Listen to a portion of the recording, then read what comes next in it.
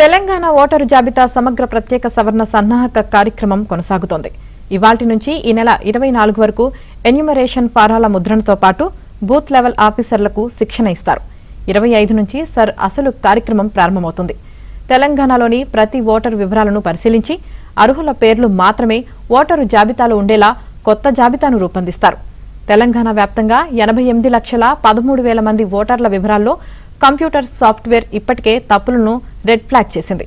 అయితే ఇది ఓట్ల తొలగింపు ప్రక్రియ కాదని, ఓట్ల స్వచ్ఛతను పెంపొందించే ప్రక్షాళన మాత్రమేనని ఈసీ చెబుతోంది. 25 నుంచి బీఎల్ఓలు ఇంటింటి సర్వే నిర్వహిస్తారు.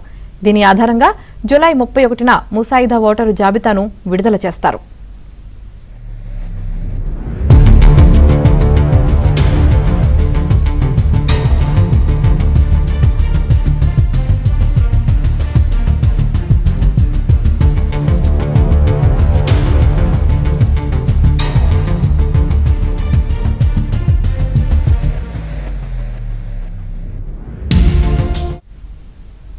ఇక అందులో పేర్లు లేకపోయినా తప్పులు దొర్లిన ఓటర్లు సవరణల కోసం దరఖాస్తు చేసుకునేందుకు జూలై 31 నుంచి ఆగస్టు 30 వరకు సమయం ఇస్తారు.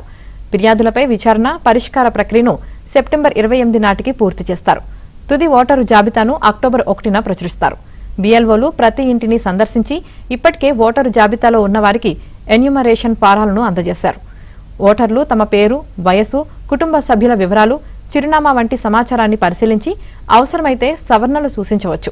ఇంటి వద్ద ఎవరూ లేకపోతే బీఎల్ఓలు కనీసం 3 సార్లు ఆ ఇంటిని సందర్శించి వివరాలు సేకరించాలని ఈసీ ఆదేశించింది.